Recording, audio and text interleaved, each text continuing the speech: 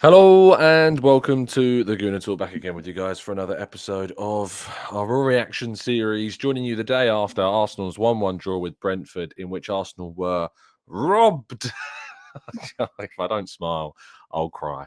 Good morning, everybody joining us in the chat box. Hope you're doing good. Hope you're doing well. Yes, I say robbed. I do want to kind of start off this show with a caveat. The caveat is, I don't want this to come across like I think that I'm excusing what was overall a poor performance, which we're going to talk about.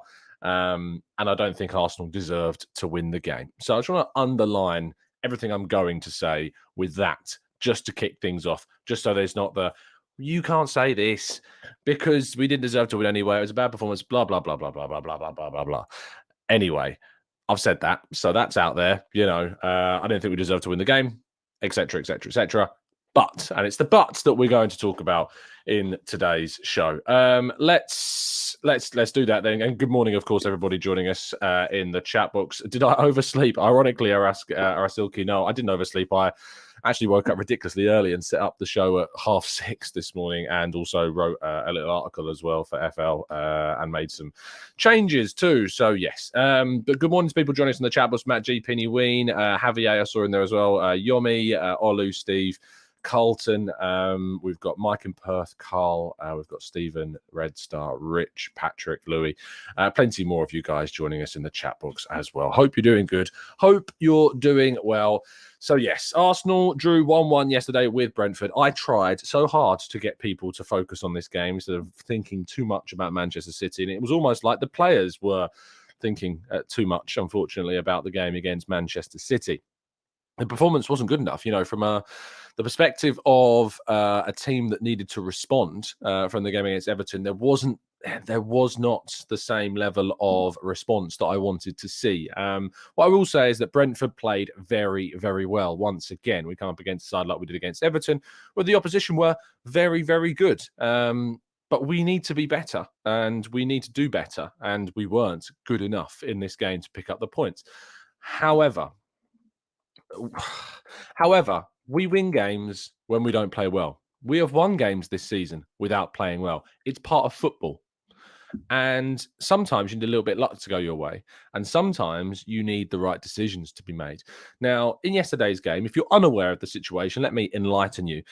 Toney's goal was offside.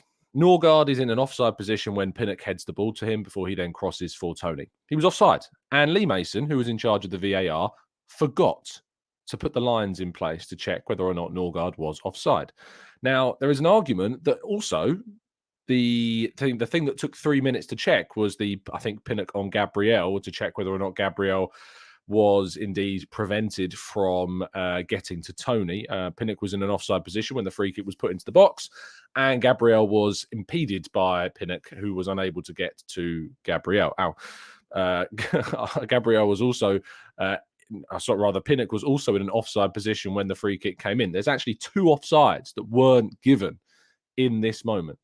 And it's just unacceptable. And it's worth mentioning, I think I'm right in saying this, but I'm pretty sure, and you can tell me if I'm wrong, but Lee Mason, who made or didn't make this decision, is the same referee that also made the mistake in the game against Manchester United, where they ruled out Martin Odegaard's, they ruled out Gabriel Martinelli's goal for the Martin Odegaard foul on Christian Eriksen. I say foul in quotation marks.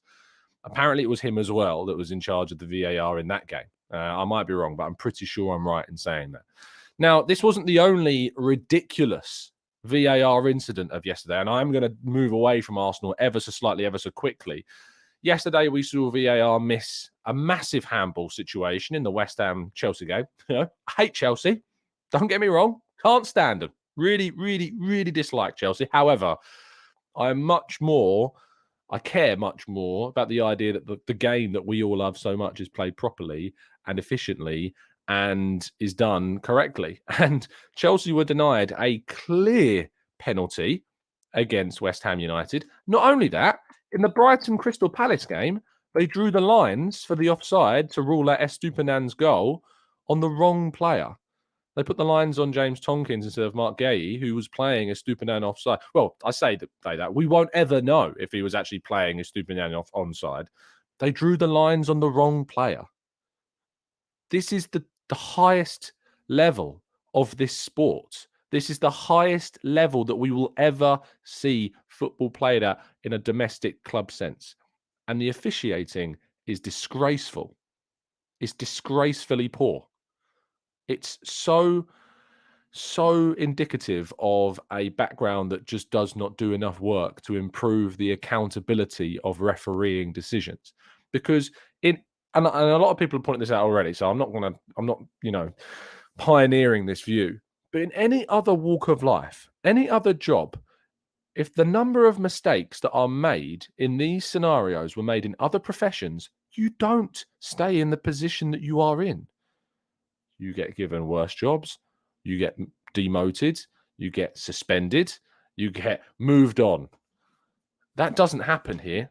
Referees have zero accountability. Zero. There is nothing. There's no league table. There's no promotion and relegation. There's no greater opportunities given to referees further down the table.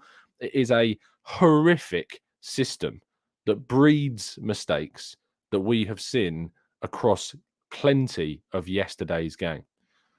They are unaccountable, always. They don't have to answer questions. They aren't mic'd up. They don't have to explain decisions. They make consistent mistakes without any kind of punishment. And it just breeds a kind of a nothing to lose for them situation, but everything to lose for the fans of the teams that they invest.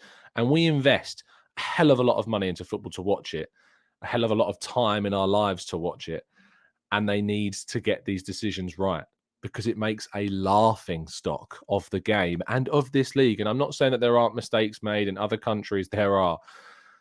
But the technology is also there. That we've had and seen the semi-automatic offsides used in the World Cup, used in the Champions League. It's there. Why not use it? Why not accelerate it? Why not bring it into the competition sooner? Because clearly the humans involved in this cannot get the decisions right without the help of AI, basically.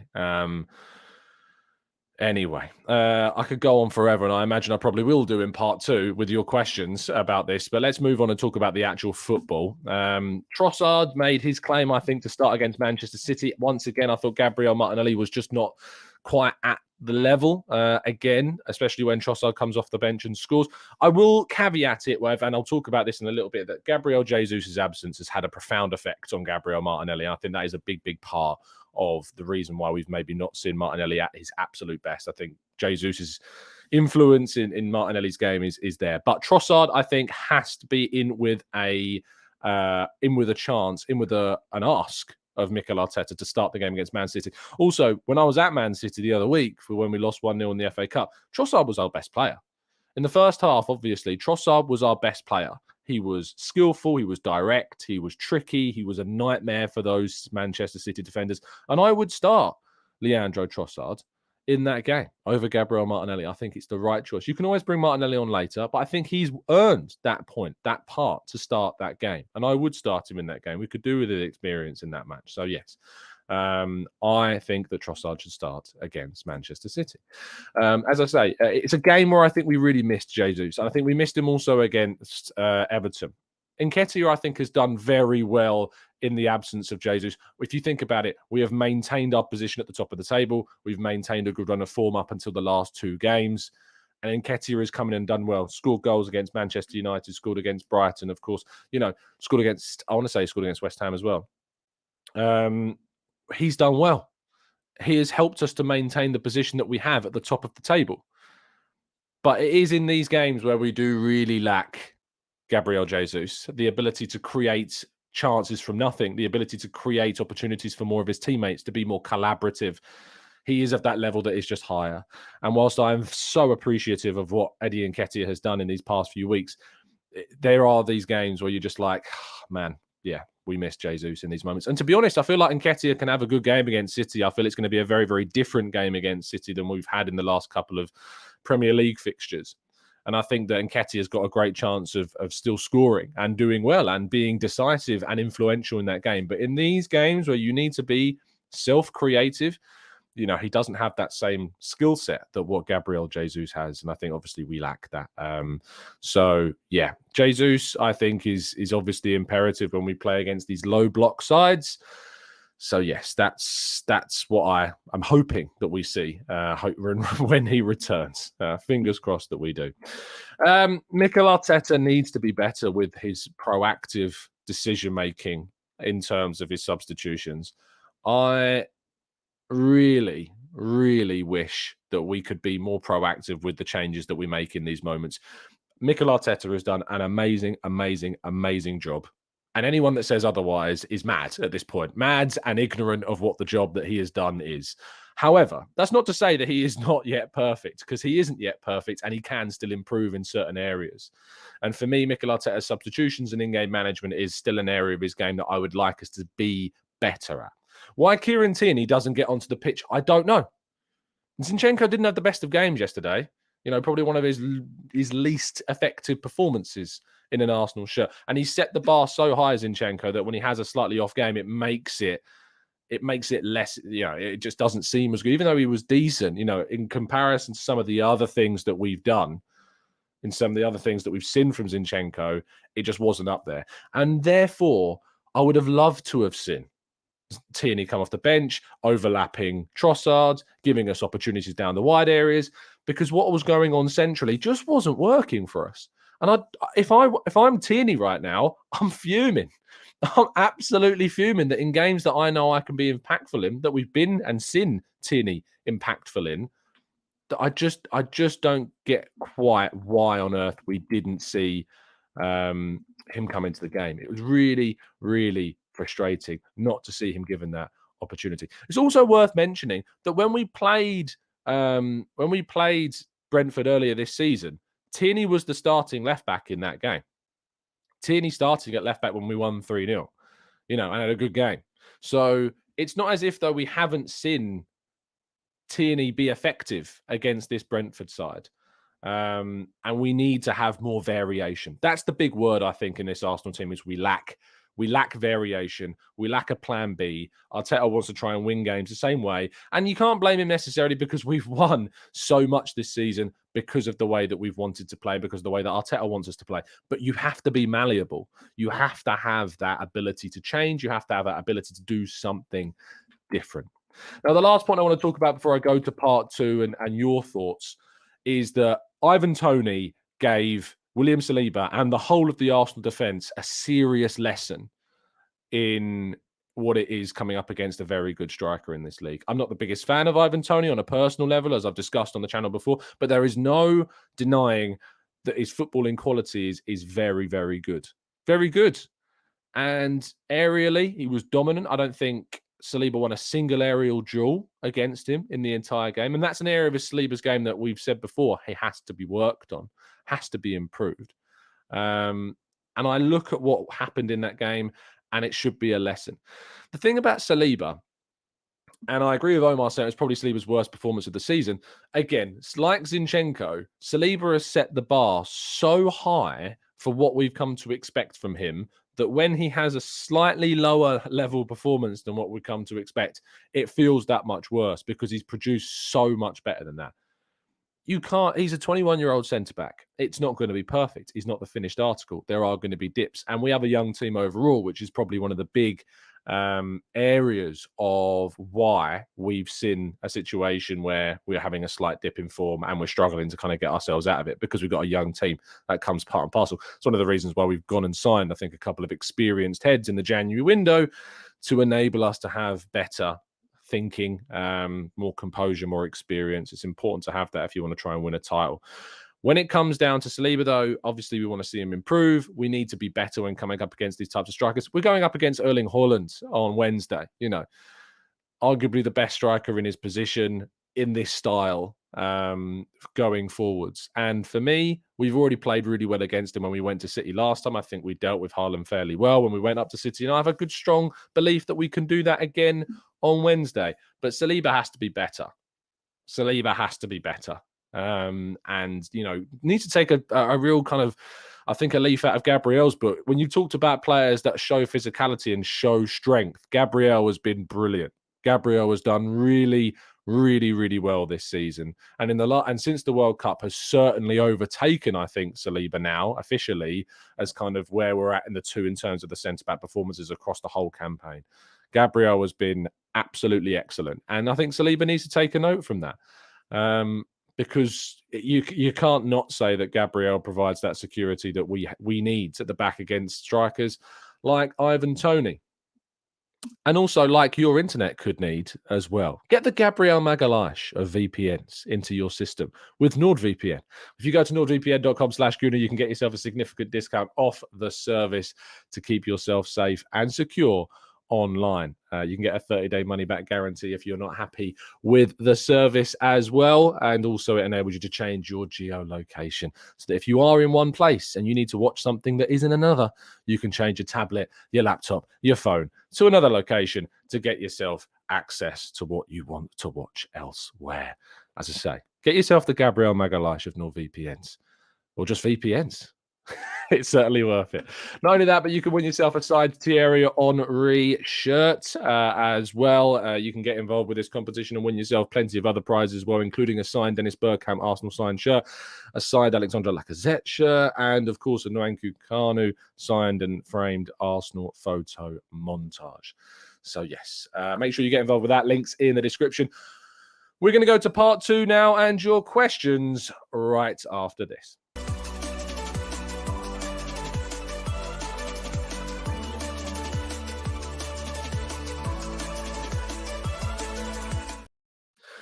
Okay, let's go to questions and part 2. Blasi says, what is our game plan against teams that double up on our wingers? Ever since the Newcastle game, I feel many teams have used this tactic. What would you do differently? I'd bring Tierney on, is the first part. I'd bring Tierney on to make sure that we've got that overlapping fullback, giving us more support in those areas. It's in these games where I feel as though Xhaka and Zinchenko are probably too much of the same thing. Zinchenko does a lot of what Xhaka does in kind of a deeper area and can bring the ball forwards really well. But it's in these games where I would like to see Tierney given more of an opportunity. I think that's what is going to help us in these games. And as I said earlier in the show, Tierney started the game against Brentford when we went and won 3-0 away from home. You know, we've won these games with Tierney in the team. So, yes, I would start Tierney in these types. Well, not even starting, but I would bring him on. Zinchenko's been brilliant. It's been one of the most important signings we've ever made as a club. But we need variation. We need the ability to change. And I feel as though Tierney is not being given the opportunity to try and do that. Amira says, what top team hasn't dropped points intensity in recent moments? Part of me knows that even past champions weren't perfect.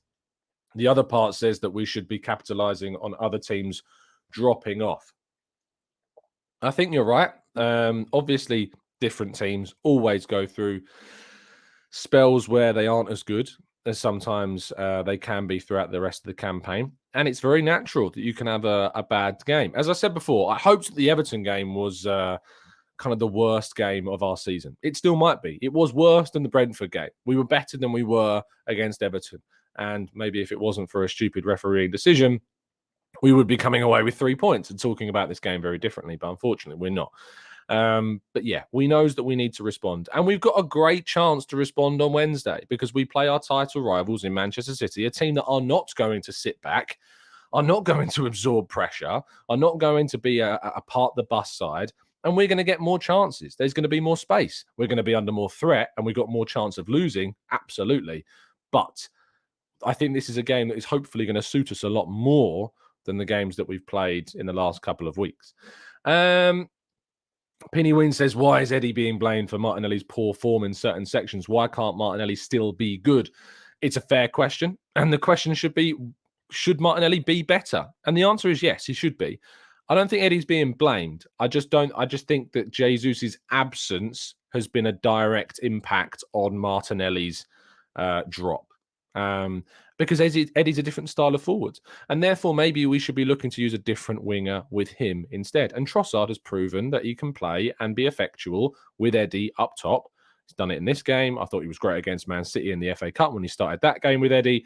So, yes, maybe Trossard is the player that we should be looking to start on Wednesday. I certainly think that he is. So, in answer to, I saw a question asking whether or not I'd start Trossard. Yeah, Christopher Martin says, would you drop Martinelli? The answer is yes, I would. I would drop Martinelli and I would play Trossard in the game against Manchester City on Wednesday. And I think that is probably the better way to start that game.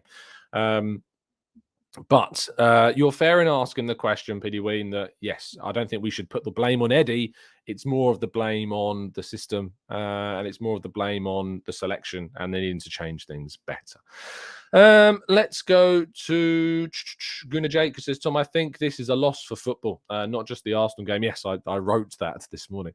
Do you think they will rectify this decision by being more lenient to Arsenal in future games? No, I don't. And it's not about wanting to see more lenience towards Arsenal. They just need to be correct.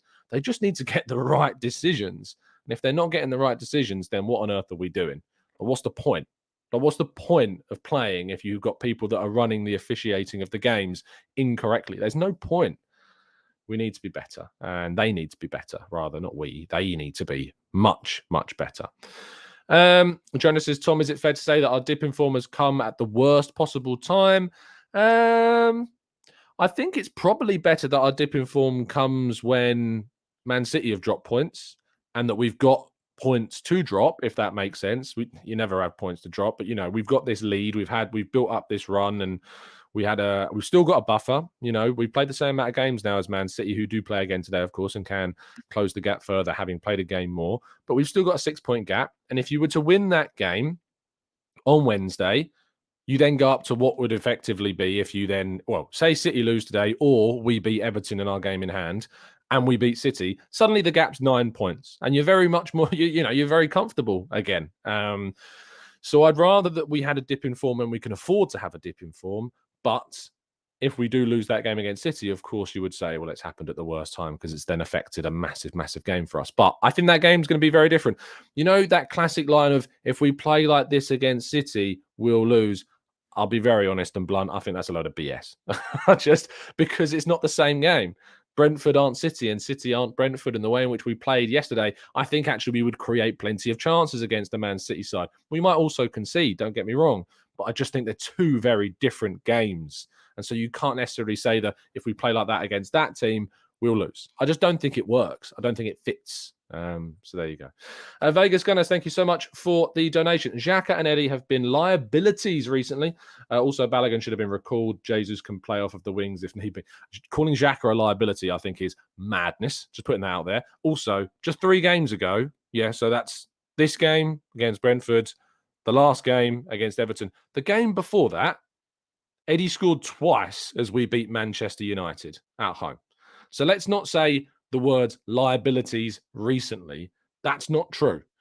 And I really do struggle with the reactionary side of this fan base because it's horrible. It's genuinely horrible. The reactionary side of the fan base is awful. I was doing the show after the game yesterday on the Arsenal way, and people were writing in the comments saying it's over. Sorry, what? What do you mean it's over? We're 6 points clear at the top of the Premier League table, and it's just, this season is incredible. This season is unbelievable. No one predicted this. No one predicted that Arsenal would, other than Arsenal, ironically, other than Mohamed El Neni, other than Edu, other than Zinchenko. No one predicted this. Only the people inside the club predicted this. The people that said before the season started, we're going to try and win the title. The people in the club believed it. We didn't, as fans. And yet we have the cheek, to sometimes sit here and criticize certain things when the only people that believed that Arsenal were winning the title this season at the start of the season were Arsenal, not us. So I think we need to take a bit of a leaf out of their book, have a bit more faith at times, and not be as reactionary and out of context as sometimes we can be. Malesi says, same mistakes of the last 3 games, so predictable, no plan B or drastic change in the formations and style of play this game. Needed an overlapping defender like Tierney to cross the ball in. Wingers again were clipped. Yes, I agree. I think Arteta needs to be, again, as I've said already, more proactive in his changes and needs to have a better plan B. I hope he's asked more about that. Omar says, people saying the wheels are coming off and the title is slipping away. Is it time to get worried? As I think I just answered that, Omar. Every team has a dip. You can't have a perfect season. I'd be tempted to know. I think Man City had a bit of a dip in their season. I think they lost 3 of 4 games or something like that when they won the league with like 90 plus points. It happens. You drop points. It's just part and parcel. As soon as you start picking up a win does great things. If we'd have won this game yesterday, it probably would have done great things for us. If we can win on Wednesday, I'm sure it will do great things for us. You've got to also remember that European football's coming back. Manchester City, I think, will have a Champions League game. Is it next week? Manchester City fixtures. Just a quick look. They play Leipzig on the 22nd of February. It is interesting, isn't it, how the last 16 of the Champions League is in the same weeks as the last 32 of the Europa League. That's interesting. But yes, they'll be playing RB Leipzig. They play Villa, they play us, they play Forest away from home, which is, as we know, not an easy game necessarily. They then go to RB Leipzig. They then play Bournemouth, which is an easier game, as we would say. They then have an FA Cup game against Bristol on the 28th, and then they have Newcastle. They've got a very hectic schedule. So we've got to hope that schedule affects them. But we've got to use the advantage of not being in the FA Cup. We've got to use the advantage of being in a second-tier European competition so we can rotate and keep players fresher to our advantage. There's a long, long, long, long way to go. And it might not go well for us. It might go well for us. We're going to have to wait and see. That's part and parcel of football. Let's go. Let's scroll up a little bit more. Nick says Jorginho doesn't make any sense if he's not playing in games against Brentford. So you would have started Jorginho against Brentford? That's weird. I don't really get the comment, Nick, to be honest. Jorginho was a really interesting signing on the last day of the season. Of course, we had to get a midfielder. Like, there is absolutely no way on earth we could have ended the window without getting a midfielder. Ending the window without a midfielder would have been ludicrous. I find it mad to suggest that if that's what you didn't want to see happen, strange. But we had to get a midfielder in January. And Jorginho, on the last day after we tried and failed miserably to get Moises Caicedo, we should have ended that pursuit far sooner.